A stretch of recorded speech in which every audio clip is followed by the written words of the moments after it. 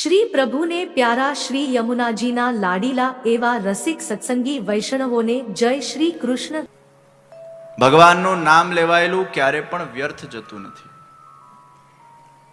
ભગવાનની કથા શ્રવણ કરેલી ક્યારે પણ વ્યર્થ જતી નથી.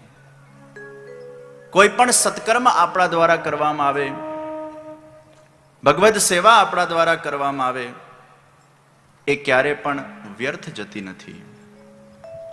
ભલે તત્ક્ષણ કદાચ આપણને એના ફલની પ્રાપ્તિ ન પણ થાય, આજે નહીં તો કાલે એ સેવા ફલરૂપ ચોક્કસ બને છે. ઘણીવાર લોકો કહેતા હોય, અમે આટલી બધી ઠાકોરજીની સેવા કરીએ, આટલા વર્ષોથી અમે ભક્તિ કરીએ, છતાંય હજી સુધી ભગવાનનો એવો કોઈ સ્વાનુભવ કેમ થયો નથી? વર્ષોથી ભગવાનને ભજીએ છીએ, પણ હજી એવી કોઈ અનુભૂતિ થઈ નથી કે ભગવાન અમારા ઘરે સાક્ષાત વિરાજે છે. પ્રિયજનો, ઠાકોરજીની સેવા કરવું એ આપણું કર્તવ્ય છે. જીવનના અંદર સત્કર્મ કરવું એ આપણું કર્તવ્ય છે. એના ફળની પ્રાપ્તિ ક્યારે થાય છે એ ભગવાનના હાથમાં છે. इसलिए साधन करना वो हमारा लक्ष्य है, सिद्धि प्राप्त करवाना वो परमात्मा के हाथ में है. व्यक्ति साधन करतो जाए, साधन करतो जाए, साधन करतो जाए, पुरुषार्थ करतो जाए, पुरुषार्थ करतो जाए, આજે નહીં તો કાલે એને સિદ્ધિ ચોક્કસ મળે છે.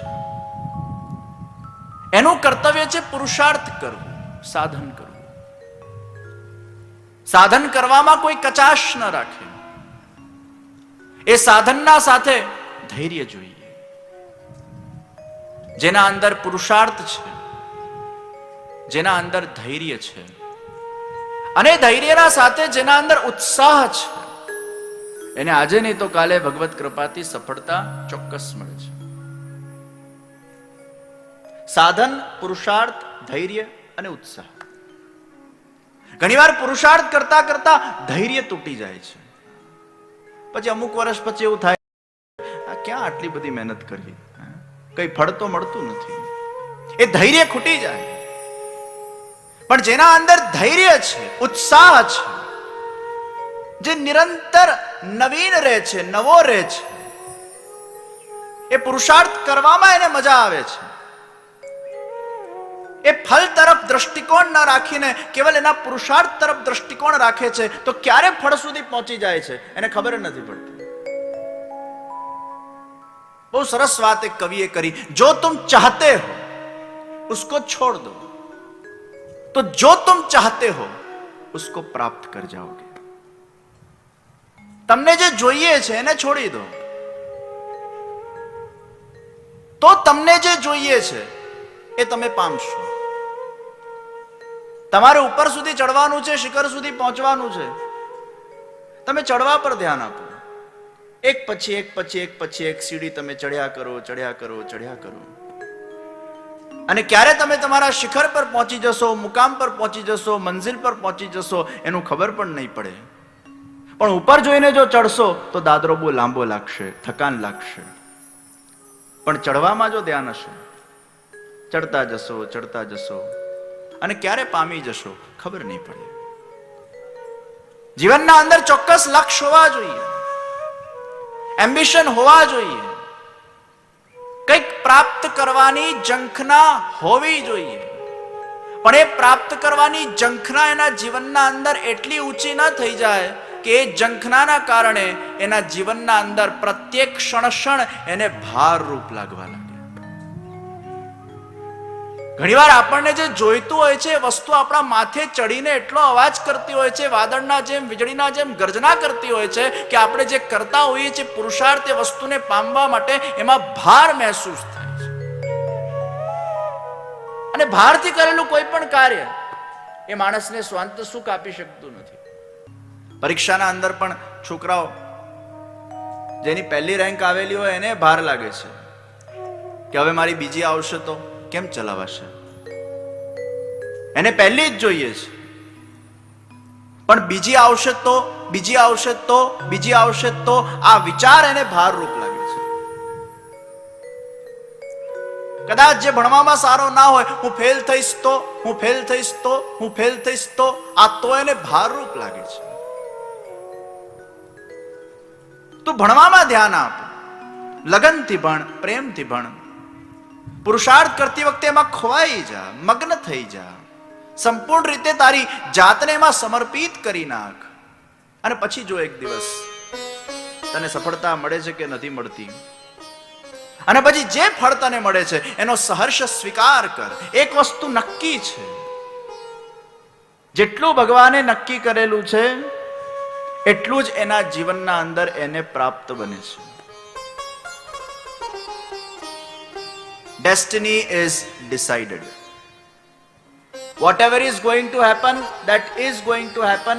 Nobody can change that.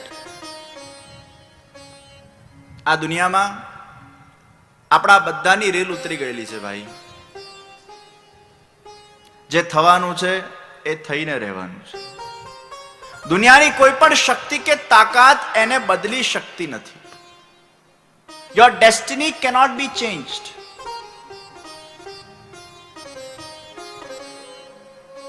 તો ઘણીવાર પ્રશ્ન થાય, ભાગ્ય મોટો કે પુરુષાર્થ મોટો?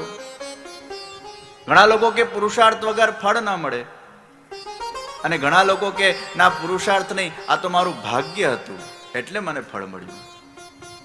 તો જીવનમાં ભાગ્ય મોટો કે પુરુષાર્થ મોટો? ત્યારે કહેવામાં આવ્યો આ પ્રશ્ન જ ખોટો છે. ક્રિકેટમાં એવો પ્રશ્ન ના કરાય કે બેટ મોટો કે બોલ મોટો.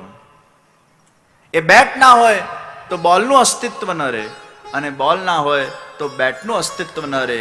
બોલ અને બેટ એ બંને એકબીજાના પૂરક છે, એમ ભાગ્ય અને પુરુષાર્થ એ બંને એકબીજાના પૂરક છે. પુરુષાર્થ વગર ફળની પ્રાપ્તિ નથી, પણ ફળ એટલું જ મળે છે જેટલું એનું ભાગ્ય છે. જે ભગવાને નિર્ધારિત કરેલું છે એ એના જીવનમાં એ જ પ્રાપ્ત કરે છે જે ઈશ્વર દ્વારા નિર્ધારિત છે. બેટ્સમેન જ્યારે ક્રિકેટના મેદાન પર ઉતરતો હોય ત્યારે 56 રન મારવાનો છે, નક્કી છે. ભગવાને નક્કી કર્યું કે આ 56 રન જ મારશે, પણ એ 56 રન સુધી એને પહોંચવું તો પડે ને. એ 56 સુધી પહોંચવા માટે એને દોડાદોડ કરવી પડશે, ચોકા છક્કા મારવા પડશે, પુરુષાર્થ કરવું પડશે, ત્યારે જ 56 સુધી પહોંચશે. પણ 56 પર આઉટ થશે એ પણ નક્કી છે, કારણ કે એના ભાગ્યમાં 56 રન જ લખેલા છે. આપણે જે દિવસે જન્મીએ છીએ એ દિવસે નક્કી થઈ જાય છે આપણે કેટલું જીવવાના છે, ને આપણા જીવનના અંદર કયા પડાવ આવવાના છે, કયા વિષયો આવવાના છે,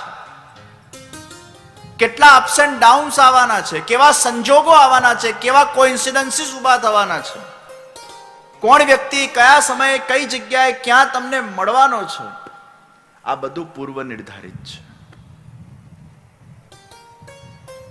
સિનેમાના અંદર આપણે પિક્ચર જોઈએ અને હીરોનું એક્સિડન્ટ થયું હોય,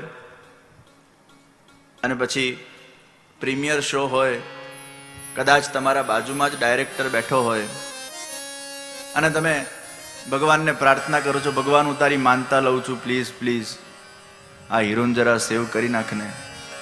ડાયરેક્ટર બાજુમાં બેઠો બેઠો મુસ્કુરાય છે, તું કેટલી એ માનતા લે ભાઈ, પણ રીલ ઉતરી ગઈ છે અને પિક્ચરમાં હીરો મરી ગયો છે. હવે તું કેટલી પણ માનતા લેશે, એ માનતા તારી કામ નથી આવવાની, કારણ કે મને ખબર છે હું ડાયરેક્ટર છું, પિક્ચરમાં હીરો મરી ગયો છે. એમ જીવનના અંદર જે ઘટના ઘટિત થવાની છે થઈને જ રહે છે. દુનિયાની કોઈ તાકાત કે શક્તિ એને ચેન્જ કરી શકતી નથી. તો પછી પ્રશ્ન થાય कि जो होने वाला है वो होकर रहता है, तो फिर मंत्र करने की क्या जरूरत, पूजा पाठ करने की क्या जरूरत, भगवान की भक्ति करने की क्या जरूरत, भगवान की मानता लेने की क्या जरूरत। हमारे वहां वेदों में कहा पुत्र कामा यजेत, पुत्र की कामना के लिए यज्ञ करो, तो यज्ञ करने की क्या जरूरत। जो होने वाला है वो होकर ही रहेगा, तो फिर ये पुरुषार्थ क्यों करे, ये साधन क्यों करे। અને જો આ સિદ્ધાંત લોકોને આપણે આપી દઈએ તો લોકો નાસ્તિક બની જશે કે ભગવાનને માનવાની જરૂર જ નથી, જે થવાનું છે થઈને જ રહેવાનું છે, પછી શા માટે પૂજા પાઠો કરવા અને શા માટે કર્મકાંડો કરવા, શા માટે યજ્ઞાદિ કરવા, શા માટે આ બધા સાધનો કરવા.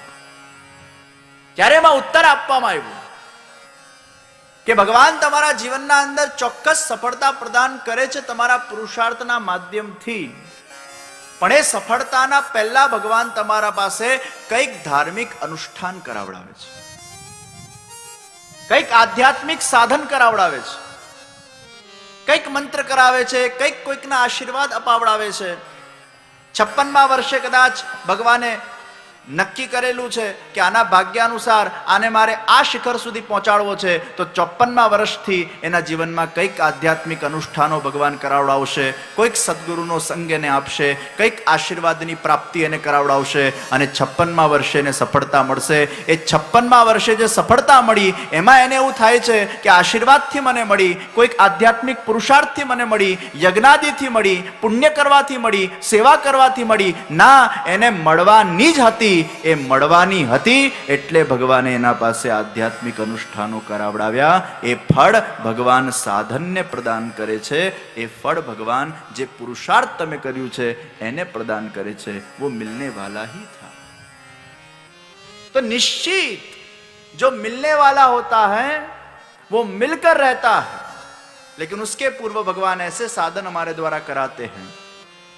कोई ना कोई सत्संग बीच में आ जाता है, कोई न कोई मंत्र अनुष्ठान बीच में आ जाता है, कोई न कोई गुरु के आशीर्वाद हमारे जीवन के अंदर आ जाते हैं. हमें ऐसा लगता है आशीर्वाद के कारण हुआ, नहीं, वो होने ही वाला था. आशीर्वाद उसमें निमित्त बनते हैं.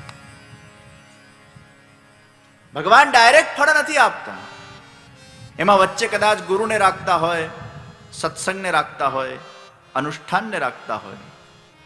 એટલે તમને જ્યારે સાધનના અંદર રુચિ જાગૃત થાય, ભગવત કથા કરાવવાની રુચિ જાગૃત થાય, ભગવત કથા શ્રવણ કરવાની રુચિ જાગૃત થાય, મંત્ર અનુષ્ઠાન કરવાની રુચિ જાગૃત થાય, ભગવાનની સેવા કરવાની રુચિ જાગૃત થાય, ભગવાનની ભક્તિના અંદર રસ તરબોળ કરવાની હૃદયના અંદર એ ભાવના ઉત્પન્ન થાય, ત્યારે સમજી લેજો આ સાધનમાં રુચિ જાગૃત થઈ છે એ જ ભગવાનની સૌથી મોટી કૃપા છે.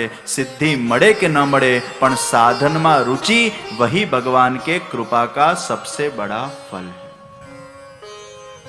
नहीं तो उसको साधन में रुचि ही नहीं होती. એને ધાર્મિક અનુષ્ઠાનો કરવા ગમે જ નહીં, ભગવાનના મંદિરે જવું ગમે જ નહીં, કથા સાંભળવી ગમે જ નહીં, કથા કરાવવી ગમે જ નહીં, સેવા કરવી ગમે જ નહીં. ભગવાન જ્યારે તમારો આધ્યાત્મિક રીતે ઉદ્ધાર કરવા માંગે છે ત્યારે તમારા મનમાં સાધનમાં રુચિને પ્રગટ કરે છે. પૈસો હોવો એ તો ભગવાનની દયા છે ભાઈ, સંપત્તિ હોવી એ તો દયા છે. ઘણા લોકો કે અમને બહુ ધંધામાં સફળતા મળી, ભગવાનની બહુ કૃપા છે. ના, એની કૃપા ના કહેવાય, એ તો દયા છે. ભગવાન તમને લૌકિક સંપત્તિ આપે, ભગવાન તમને અર્થ આપે, ભગવાન તમને ભૌતિકવાદના અંદર સફળતા પ્રદાન કરે, એ તો ભગવાનની એક દયા છે. ભગવાન એ બિચારો જાણીને આપણને આપી દે છે. ભોગ વિલાસ તરફ અગર તમારી ગતિશીલ થતી હોય એ ભગવાનની દયા છે. પણ જ્યારે જ્યારે તમારા જીવનમાં સત્સંગના અવસરો નિમિત્ત બનીને આવતા હોય, સત્સંગ કરવાની કે કરાવડાવવાની ઈચ્છા જાગૃત થતી હોય, સદગુરુનું જ્યારે તમને સંગ પ્રાપ્ત થતું હોય, ત્યારે સમજો એ દયા નથી, अब भगवान की कृपा हुई है. क्योंकि कृपा का संबंध भौतिक भोग विलास के साथ नहीं है, कृपा का संबंध आध्यात्मिक विकास के साथ है. आत्मा परख, परमात्मा परख, अध्यात्म परख एक कृपा मूलक છે, અને ભૌતિકતા તરફ, શરીરવાદ તરફ, લૌકિકતા તરફ એ દયા મૂલક છે. ભગવાન જ્યારે ઈચ્છે કે આને મારે બહુ જ સંપત્તિ અને સફળતા આપવી છે, ભોગ આપવા છે, પુષ્કળ પૈસો આપવો છે, પણ ભગવાન એવું વિચારે કે મારે આનો ઉદ્ધાર નથી કરવો, તો ભગવાન તમને પૈસો આપશે, સંપત્તિ આપશે, પણ સત્સંગ નહીં આપે, સાધનમાં રુચિ નહીં આપે. આપણે વિશ્વભરમાં ઘણા નાસ્તિકો એવા જોઈએ છે જેના પાસે ખૂબ પૈસો છે, મિલિયનર્સ છે, પણ એમના પાસે સત્સંગ નથી, એમના પાસે આત્મકલ્યાણ કરવા માટેની વિચારધારા નથી, એમના પાસે કોઈ ધર્મ કે સદગુરુનું સંગ નથી. એટલે એમને સફળતા ચોક્કસ મળી, પણ એ વારંવાર આ સંસારના અંદર આવ્યા જ કરશે, ઘૂંટાયા જ કરશે. એ સંસારના એ ઉતાર ચઢાવના અંદર એ વ્યસ્ત અને વ્યસ્ત થયા કરશે. એમનો ભગવાન ઉદ્ધાર કદાપી કરતા નથી. तो जब हमारे जीवन में साधन प्रति रुचि जागृत बनती, तब समझ लेना चाहिए अब भगवान की कृपा हुई, अब भगवान हमारा उद्धार करना चाहता है। या जीवन मरणना आ साइकल माथी हवे भगवान अमने क्यांक ने क्यांक कोई गति प्रदान करवा मांगे छे। तो भगवाननी कृपानो संबंध आत्मपरक छे, परमात्मपरक छे। साधનમાં रुचि जागृत થાય એ બહુ મોટી વાત કહેવાય ભાઈ। આજે લોકોને સત્સંગ કરવાની ઈચ્છા થતી નથી, સત્સંગ મળે છે તો રુચિ ઉત્પન્ન થતી નથી, રસ ઉત્પન્ન થતો નથી। વર્ષોથી ભગવાનની સેવા કરે પણ એ સેવાના અંદર પણ હજી રસ જાગૃત થયો નથી। પણ યાદ રાખજો, જેટલું તમારું ભાગ્ય આધ્યાત્મિક જગતના અંદર હશે એટલી તમને આધ્યાત્મિક જગતમાં સિદ્ધિ મળશે, જેટલું તમારું ભાગ્ય લૌકિક જગતમાં હશે એટલી તમને લૌકિક જગતમાં સિદ્ધિ મળશે। એ સિદ્ધિ પહેલાથી નક્કી થયેલી છે।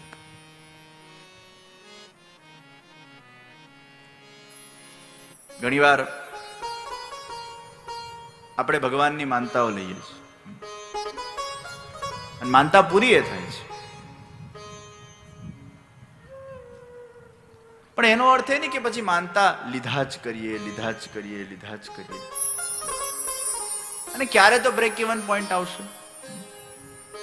50 વર્ષે બાપુજી બીમાર પડ્યા, માનતા લીધી, બાપુજી સાજા થયા, 60મા વર્ષે બીમાર પડ્યા, સાજા થયા, 70મા વર્ષે બીમાર પડ્યા, સાજા થયા, 80મા વર્ષે બીમાર પડ્યા, સાજા થયા, 90મા વર્ષે, 100મા વર્ષે ભગવાન કે હવે તું ઉપાડવા દે ભાઈ, હો થયા, તું લીધે જ જાય, લીધે જ જાય, લીધે જ જાય।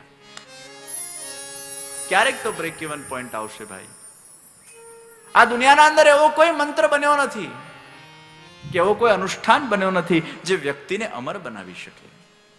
जिसका जन्म है उसका मृत्यु निश्चित है, जो होने वाला है वो होकर रहता है। तो બે પ્રકારના બીજ છે, એક લૌકિક જગતનું બીજ છે અને એક અલૌકિક જગતનું બીજ છે। લૌકિક જગતમાં 3 પ્રકારના સંભાવના યુક્ત બીજ હોય છે। એક બીજમાંથી ખાલી કડી પ્રગટ થાય છે, એક બીજ વૃક્ષ સુધી પહોંચે છે અને એક બીજ ફલરૂપ બને છે। અને અલૌકિક જગતમાં પણ આ 3 સંભાવના વાળા બીજ છે, એક કડી બને, એક વૃક્ષ બને, એક ફળ આપે। લૌકિક જગતમાં એક બીજ એવું છે જે ખાલી કડી સુધી જ પહોંચે છે, એમની ઈચ્છાઓ બહુ સીમિત હોય। ડિગ્રી મેળવી લીધી હોય, એકાદ દુકાન ખોલી નાખેલી હોય અને એ દુકાનથી ઘરે, ઘરેથી દુકાન, એક સંતોષી જીવન એ જીવે છે। એને બહુ આગળ પછી ઈચ્છાઓ જ નથી થતી કે વધારે કંઈક વિકાસ કરું, એક દુકાનમાં સંતોષ। બીજી સંભાવના વાળું બીજ એવું છે કે એને બહુ બધી દુકાનો કરવી છે, એને વિસ્તાર કરવો છે, એને મોટી બ્રાન્ડ ઊભી કરવી છે, એ વૃક્ષ સુધી પહોંચે છે। અને એક બીજ એવું છે જેને ગ્લોબલી કશું કરવું છે, વૈશ્વિક રીતે કશું કરવું છે, આંતરરાષ્ટ્રીય રૂપે કશું કરવું છે, એ વૃક્ષને ફળ પ્રદાન કરે છે। એમ આધ્યાત્મિક જગતના અંદર પણ 3 પ્રકારના બીજની સંભાવના છે। એક બીજ ખાલી કડી સુધી જ પ્રગટ થશે, તમે સેવા કરી કરીને થાકશો પણ તમારા અંદર એ ભાવ અને પ્રેમ જાગૃત નહીં થાય। એટલે ઘણા બધા લોકો એવા છે જે આખો જીવન સેવા કરતા હોય પણ એ ભગવાનનો દિવ્ય પ્રેમને જાગૃત કરી શકતા નથી। કેમ? કારણ કે એમના બીજની જે સંભાવના છે એ કડી સુધી જ છે, એમના ભાગ્યમાં એક કડી થવાનું જ લખેલું છે, વૃક્ષ થવાનું કે ફળ પ્રાપ્ત થવાનું લખેલું જ નથી। એક બીજી સંભાવના છે કે સેવા કરે છે, એનામાં ભાવ છે, એનામાં પ્રેમ છે, પણ હજી એને ભગવાનનો સ્વાનુભવ થતો નથી। એને રુચિ જાગૃત થાય છે, ભગવાનની સેવા કરે એટલે આમ ભાવ જાગૃત થઈ જાય, શ્રદ્ધા જાગૃત થઈ જાય, એને આનંદ પણ આવે, એને ગમે પણ ખરું, એ વૃક્ષ સુધી પહોંચે છે પણ ભગવાનનો એને સાક્ષાત્કાર નથી થતો। અને એક ત્રીજી સંભાવના એ છે કે એના સામે જ ભગવાન હસવા લાગે, એને અનુભવ કરાવવા લાગે, એને સાક્ષાત્કાર કરાવવા લાગે, એને ક્યાંક ને ક્યાંક ભગવાન પોતાની અનુભૂતિઓ કરાવવા લાગે, આવું જ્યારે આપણા જીવનના અંદર સિદ્ધ બની જાય ત્યારે સમજો એ બીજ એ ફલરૂપ થયું છે. ભગવાનનો સાક્ષાત્કાર એ ભક્તિના માધ્યમથી એને પ્રાપ્ત થવા લાગ્યું છે.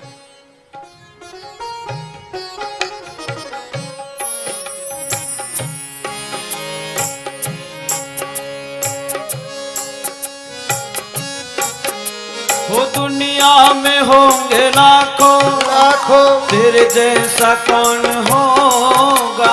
दुनिया में होंगे लाखों लाखों, तेरे जैसा कौन होगा. तुझ जैसा बड़ा परवर भला ऐसा कौन होगा.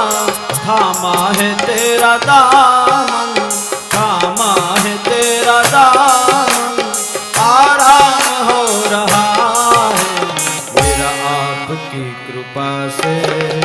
सब काम हो रहा है मेरा आपकी कृपा से. सब काम हो रहा है. करते हो तुम कन्हैया, हो करते हो तुम कन्हैया, मेरा नाम हो रहा है मेरा आपकी कृपा से. सब काम हो रहा है मेरा आपकी कृपा से. सब काम हो रहा है. ભગવાન દ્વારા નિર્ધારિત ફળ જ એ વ્યક્તિને પ્રાપ્ત થાય છે. इसलिए गीता में भगवान ने कहा, कर्म करता जा फल की इच्छा के बिना. तू सफलता से कर्म कर, सफलता से पुरुषार्थ कर, धैर्य रख, उत्साह रख. उत्साह और धैर्य के साथ अपने जीवन के अंदर कर्म करता जा. फल तुझे जो निश्चित निर्धारित है वही प्राप्त होगा. એટલે કહેવામાં આવ્યું કે ભાગ્યથી વધારે વ્યક્તિને મળતું નથી, પણ એ મેળવવા માટે પણ એને પુરુષાર્થ નિશ્ચિત કરવો પડે છે. પુરુષાર્થ વગર ફળની પ્રાપ્તિ નથી. તો ઘણા એવા જીવો ફળરૂપ બને છે જેમને ભગવાનનો સાક્ષાત્કાર થાય છે.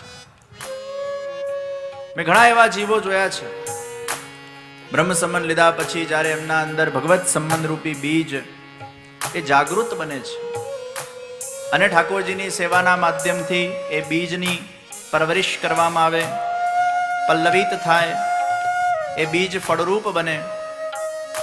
એમને ક્યાંક ને ક્યાંક અંત સમયે ભગવાનના દર્શન થાય, ભગવાનની અનુભૂતિ થાય અને ત્યારે સમજી લેવું એનો ફેરો એ સફળ થયો છે. પ્રિયજનો, અંત સમય અગર ભગવાનના કોઈક ને કોઈક રીતે અગર દર્શન થઈ જાય, અંત સમય અગર ભગવાનની કોઈ દિવ્ય અનુભૂતિ થઈ જાય તો સમજી લેજો આ ફેરો એ સફળ થઈ ગયો છે.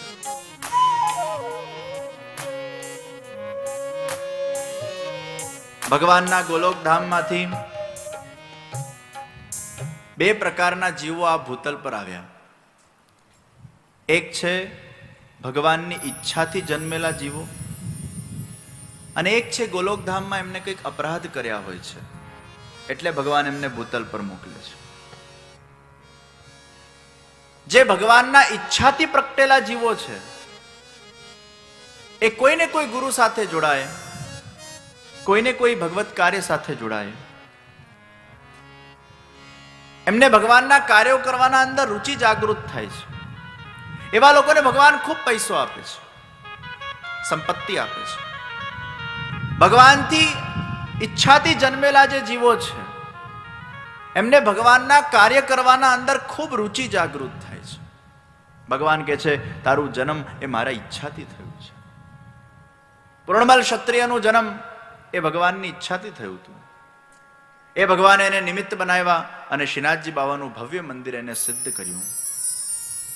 આવા ભગવાનના કાર્યો કરાવવા માટે ભગવાન પોતાની ઈચ્છાથી અમુક જીવોને પ્રગટ કરે છે.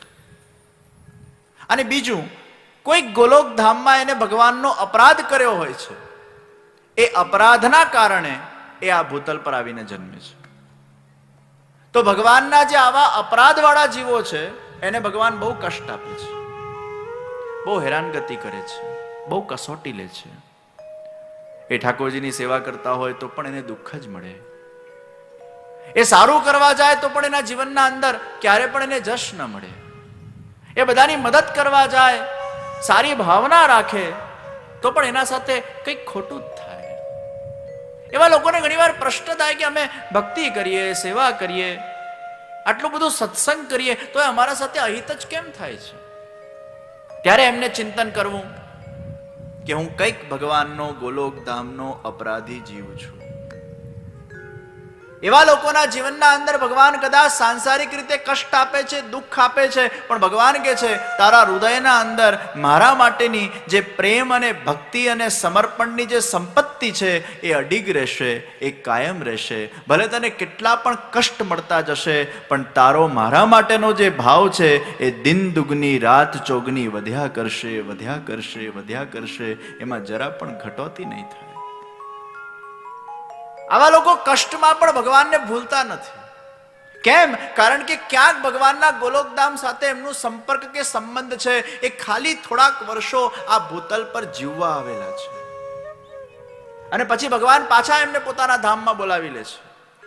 તો એક વસ્તુ નક્કી છે, જે ભગવાનની ઈચ્છાથી જન્મેલા જીવો છે અને જે ભગવાનના કોઈક અપરાધથી જન્મેલા જીવો છે, એમની ગતિ નિશ્ચિત છે. ઈચ્છાથી જન્મેલાને સફળતા મળે છે, સુખ મળે છે, પૈસો મળે છે, સંપત્તિ મળે છે, અને અપરાધથી જન્મેલાને કષ્ટ મળે છે, કસોટી મળે છે, દુઃખ મળે છે. પણ ભગવદ ભાવ અને પ્રેમની સંપત્તિ એ ઈચ્છાથી અને અપરાધથી બંને જન્મેના લોકોના અંદર અકબંધ રહે છે. તો ભગવત ભક્તિ કરતા પણ અગર કસોટી મળે છે તો ક્યારે પણ અવિશ્વાસ ન કરવો. ઘણા લોકો અજ્ઞાનતાના કારણે એવો વિચાર કરી નાખે છે કે આટલી બધી ભગવાનની ભક્તિ કરીએ તોય આટલું ભગવાન દુઃખ આપતા હોય છે, તો શું કામ ભક્તિ કરવી? પણ ભગવાનની ભક્તિનું અને દુઃખ સાથેનું એનું કોઈ એકબીજા સાથે રિલેશન જ નથી. તમને જે ડિઝીઝ થયો હોય એ પ્રમાણે તમને દયાવા મળે. ડોક્ટર જેમ એ પેશન્ટની સર્જરી કરતો હોય, દવા આપતો હોય, એનો ઈલાજ કરતો હોય, તો ઘણીવાર એમાં ચીરોય મારવો પડતો હોય, તો ડોક્ટર પર આપણે ગુસ્સો નથી કરતા, તું ચીરો કેમ મારે ભાઈ? પણ એ ચીરો આપણા માટે સારું છે, લોહી નીકળતું હોય, સર્જરી થતી હોય, પણ એ ડોક્ટર જાણે છે કે આ રોગને નાબૂદ કરવો હશે તો મારે આ ચીરો મારવો પડશે, ઇન્જેક્શન આપવું પડશે. એ કષ્ટદાયી થશે, પણ એ તારા હિત માટે છે. એમ ભગવાન પણ એ ભક્તોના હિતનું વિચારીને બ્રહ્મ સંબંધ લીધા પછી જે જીવો એ ઠાકોરજીની સેવા કરે છે અને એ સેવાના અંદર કદાચ અગર એને કસોટી કે કષ્ટનો સામનો કરવો પડે છે તો એમાં એવો જ ભાવ કરવો કે મારું નિશ્ચિત ભગવત ગોલોકધામ સાથે સંબંધ છે, મારો નિશ્ચિત ભગવાન ઉદ્ધાર કરવાના છે, મારો નિશ્ચિત આ છેલ્લો જન્મ છે, મારે પાછું જન્મ લેવાનું નથી, પણ કારણ કે ક્યાંક મારો કોઈક અપરાધ હશે એટલે આ કષ્ટને હું ભોગવી રહ્યો છું. तो ऐसे काफी जीवों को भगवान अंतिम समय कहीं न कहीं कोई न कोई रूप से कोई ऐसे संजोग खड़े करते हैं कि पता चल जाता है कि इसका आखिरी जन्म. મને એક વૈષ્ણવે પૂછ્યું કે જે એવું કેવી રીતે ખબર પડે કે આપણું છેલ્લું જન્મ છે ને પાછું બીજી વાર જન્મ નથી લેવાનો? એનું કોઈ ધારાધોરણ ખરું? તેના ધારાધોરણમાં છે કે છેલ્લા સમયે અગર કોઈ તમારા જીવનના અંદર ભગવાન, ગુરુ કે સત્સંગ કે તીર્થનું અગર સંગમ થાય તો સમજી લેવું આ તમારું છેલ્લું જન્મ છે.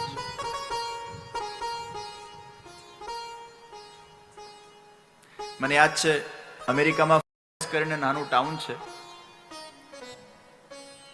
એમાં 90 વર્ષના ડોશીમાં આખી જિંદગી એમને ઠાકોરજીની સેવા કરી અને એટલું સુંદર સ્વરૂપ એમના ઠાકોરજીનું, આહલાદક સ્વરૂપ, એવું લાગે હમણાં બોલી ઉઠશે.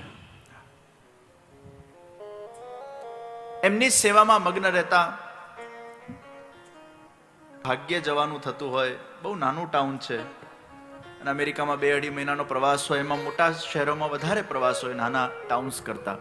2-3 વર્ષે એકવાર એ ટાઉનમાં જવાનું થાય. પણ સંજોગ જુઓ, સંજોગ એવા ઉભા થયા કે એ વખતે મારું એ ટાઉનમાં જવાનું થયું અને એ માજી હોસ્પિટલના અંદર હતા, છેલ્લા શ્વાસો કદાચ કાઢી રહ્યા હતા. 2 દિવસ માટે ટાઉનમાં ગયો, માજીને મળવા ગયો, પ્રસાદી વસ્ત્રને બધું એમને ઓઢાવ્યું. મને કે જે મને મારા બાલકૃષ્ણલાલજી મારા નજરના સામે દૃશ્યમાન થઈ રહ્યા છે. મારા નેત્રોના અંદર એ સ્વરૂપ ઓझल જ નથી થઈ રહ્યું. ઉन्हीं के मैं दर्शन कर रही हूं. આખું જીવન મેં એમની સેવા કરી, મને આજે એ જ દર્શન થઈ રહ્યા છે. મને અંતરથી એવા ઇન્ટ્યુશન થવા લાગ્યા, કદાચ હવે આ માજીના છેલ્લા શ્વાસો ચાલી રહ્યા છે. ત્યાંથી મારું વિદાય થવાનું થયું અને બીજા દિવસે સમાચાર મળ્યા કે માજી ભગવત ધામમાં પહોંચી ગયા છે. મેં આખા ઇન્સિડન્ટનું એનાલિસિસ કર્યું. એ કેવો ભગવાને સંજોગ ઉભો કર્યો. એ માજીના છેલ્લા શ્વાસો ચાલતા હતા એ જ વખતે ભગવાને એ પ્રસાદી ઉપરણાને પધરાવવા માટે ક્યાંક નિમિત્ત બનાવીને એ માજી પાસે મોકલ્યા. છેલ્લા સમયે એમને ઈશ્વરના દર્શન થયા. એ ભગવાનની પ્રસાદી એમને પ્રાપ્ત થઈ અને ભગવત ધામના અંદર બીજા જ દિવસે પહોંચી ગયા. આનાથી ખબર પડે કે એ માજીનું છેલ્લું જન્મ. છેલ્લા સમયે જ્યારે તમને કોઈ પણ આ રીતે સંગ પ્રાપ્ત થાય છે, એનાથી પ્રમાણિત થાય છે કે इसका આખરી જન્મ. તો એક માજી હતા, શ્રીનાથજીના ધ્વજાજી પધારવાના હતા. મારી કથાના પૂર્ણાહુતિના દિવસે તે માજીએ એક ટેક લીધી કે મારે મારા શ્રીનાથજીના ધ્વજાજીની પધરામણી મારા ઘરે કરવી છે. ટેક લીધી અને જે દિવસે ટેક લીધી એ જ દિવસે હોસ્પિટલમાં ભરતી થયા. અને મારા કથાનો ત્રીજો દિવસ હતો, મને યાદ છે. એમના ઘર પરિવાર વાળા બધા મને મળવા આવ્યા. જે બસ આ માજીની એક છેલ્લી ઈચ્છા છે કે ધ્વજાજીના દર્શન કરીને ભલે એ વિદા લેતા, પણ કંઈક ચમત્કાર કરો કે ધ્વજાજીના એમને દર્શન થઈ જાય. હું માજીને મળવા ગયો ત્રીજા દિવસે હોસ્પિટલમાં અને એમના જીવહામાં ધ્વજાજી ધ્વજાજી ધ્વજાજી ધ્વજાજી સતત નીકળતું હતું. આ સત્ય ઘટના, હમણાં મહિના પહેલા. બીજું કઈ બોલે નહીં, બસ ધ્વજાજી ધ્વજાજી ધ્વજાજી ધ્વજાજી ધ્વજાજી, એનું સતત સ્મરણ થયા કરે. મને જોઈને ખબર પડી ગઈ. મેં ગાડીમાં જે મને લઈ ગયા હતા એમને કહી દીધેલું, મેં કીધું માજી બહુ બચે એમ લાગતું નથી, ધ્વજાજી પધારે ત્યાં સુધીમાં. પણ એમને પ્રસાદી માળાજી ઉપરનું ઓઢાવવામાં આવ્યું. બીજા દિવસે સમાચાર આવ્યા, ધ્વજાજી ધ્વજાજી ધ્વજાજી કરતા પહોંચી ગયા. ન રોકાઈ શકે. પછી દીકરાઓ ફોનથી મારી વાત થઈ. મને કે જે આવું કેમ થયું, આટલી ઈચ્છા હતી એમની, એકવાર ભગવાન આવી ઈચ્છા પૂરી ન કરે. મેં કીધું ના, ઘણીવાર ભગવાન ફલરૂપે વિયોગ આપે છે. સંયોગમાં તો મળી ગયું ને, પછી એનું મહત્વ ઘટી જાય ભાઈ. અને વિયોગના અંદર ક્યારે મળશે, ક્યારે મળશે, ક્યારે મળશે, ક્યારે મળશે, એમાં સ્મરણ વધારે થાય. યાદ કરજો, સંયોગના અંદર સ્મરણ ઘટી જાય છે, પણ વિયોગમાં સ્મરણ વધી જાય છે. संयोग तो छे, इसको पा लिया मैंने, अब और क्या आगे, हम मंजिल तक पहुंच गए, फिर क्या? एक बार मंजिल तक पहुंच जाते फिर और कुछ नहीं, फुल स्टॉप हो जाता है. लेकिन मंजिल पानी है, मंजिल पानी है, मंजिल पानी है. दर्शन करवा छे, दर्शन करवा छे, दर्शन करवा छे, आ वेदना छे. અને એ વેદનામાં એવા ખોવાઈ ગયા અને એ જ ખોવાયેલી દશામાં એમનો જીવ છૂટી ગયો. આ છેલ્લું જન્મ છે. આવા જ્યારે સંજોગ ઉભા થાય, મારી સાવલીની કથા હતી, એ કથા પૂરી થઈ, એના ત્રીજા દિવસે એના યજમાન પહોંચી ગયા. તો ઘણીવાર યજમાન પહેલા જતા રહે, ઘણીવાર પછી જતા રહે, ઘણીવાર 100 વર્ષ કાઢે, પણ ક્યાંક ને ક્યાંક ભગવાન એ છેલ્લા સમયોના અંદર એ જીવને એ સત્સંગ પ્રદાન કરે છે અને એનાથી જ ખબર પડે. અજામિલ છેલ્લા સમયે ભગવાનનું નામ બોલ્યો, પણ એવો સંજોગ પણ ઉભો થવો જોઈએ ને કે ભગવાનનું નામ બોલે અને એનો પ્રાણ છૂટે. છેલ્લા સમય પીઝા બર્ગર બોલે ને પ્રાણ છૂટે તો શું થાય ભાઈ? ઘણા લોકો એવા છેક સુધી છોડે જ નહીં, આસક્તિ છૂટે જ નહીં સંસારમાં. તો મને એક જણું કે આ તો બહુ સહેલું નહીં થઈ ગયું, બ્રહ્મ સંબંધ જે લે બધાને ગોલોકધામ મળી જાય, તો પછી આમાં તો બધું દુષ્કર્મ નહીં વધી જાય? કે ખોટું કરો બ્રહ્મ સંબંધ લો, ખોટું કરો બ્રહ્મ સંબંધ લો, ખોટું કરો બ્રહ્મ સંબંધ લો, બધાને ગોલોકધામ મળશે. તો બધા માટે સહેલું થઈ ગયું ભાઈ. તો શું બ્રહ્મ સંબંધ લે બધાને ગોલોકધામ મળે? આ તો બહુ સહેલું થઈ ગયું. એવું નથી કે બ્રહ્મ સંબંધ લે બધાને ગોલોકધામ મળી જાય. એમ તો ગંગાજી છે, પાપ કરો ને ધુઓ, પાપ કરો ને ધુઓ, પાપ કરો ને ધુઓ. તો એમ કે બધા ગંગામાં નાતા હશે, બધાને પાપ ધોવાય? એવું ધોવાતું હોય તો આ દુનિયાના અંદર ઉલટો પાપ વધશે, કે વર્ષે પાપ કરશે ને છેલ્લા ટાઈમે નહીં આવશે, તો પાપ વધારો છો તમે. એમ કઈ પાપ ધોવાતા હોય? એક જણાએ ગંગાજીને જઈને કીધું, ગંગાજી તમારા ત્યાં આવીને લોકો પાપ ધુએ છે, તમે તો પાપથી ભરેલા છો. ગંગાજી કે છે, હું કોઈના પાપ રાખતી નથી, હું તો સમુદ્રને આપી દઉં છું. સમુદ્ર પાસે પેલો ગયો, અરે સમુદ્ર તું પાપી છે એટલે ખારો છે, તને કોઈ પીતું નથી, પાપ કોણ પીએ? સમુદ્ર કે છે, હું કોઈના પાપ રાખતો નથી, વૈશાખનો માસ આવે એટલે બધા જ પાપને વાદળાને ટ્રાન્સફર કરી નાખો. પેલો કે વાદળો તું કાળો છે એટલે પાપી છે. એ કે છે, હું કોઈના પાપ રાખતો નથી, જ્યારે વરસાદની સિઝન આવે છે વરસીને જેના હતા એને પાછા આપી દઉં. એ પાપ ધોવા ગયો ગંગાજીના અંદર અને વરસાદ એને પાછું આપી દે છે. એમ કઈ પાપ ધોવાતો હોય? પ્રાયશ્ચિત વગર વ્યક્તિ એ પાપોને ધોઈ શકતો નથી. ભગવાનની કૃપા વગર એના પાપો ધોવાતા નથી. દુનિયામાં દોષ અને પાપને ધોવા માટે ભગવાનની કૃપા અને સાધન અને એમાં પ્રાયશ્ચિત બળ જોઈએ, ત્યારે જઈને એના પાપો ધોવાય છે. પરીક્ષિત રાજા એને ભૂલ કરી અને 7 દિવસ એ શ્રીમદ ભાગવતનું રસપાન કર્યું, એનું પ્રાયશ્ચિત થયું, એના માટે જીવન ઉદ્ઘારક થયું. પણ એ પ્રાયશ્ચિતની ભાવના એના મનમાં જાગૃત થઈ છે અને ભગવાનની કૃપા થઈ, ત્યારે પાપ મુક્ત બન્યું. ખાલી સાધન કરવાથી ફળ નથી મળતા, એમાં ભગવાનની કૃપા જોઈએ, તો જીવનના અંદર એની પાપ મુક્તિ થાય, દોષ મુક્તિ થાય. તો બ્રહ્મ સંબંધે બધાને ગોલોકધામ એવું નથી ભાઈ. તો મને ઘણા પ્રશ્ન કરે કે બ્રહ્મ સંબંધ લીધું હોય ને પછી દારૂ પીએ, સિગરેટ પીએ, નોનવેજ ખાય, અને ઘણા લોકો તો નાનપણમાં બ્રહ્મ સંબંધ લઈ લીધું હોય ને પછી મોટા થઈને જાત જાતના એવા કર્મો કર્યા હોય તો એ બધાને ગોલોકધામ મળે?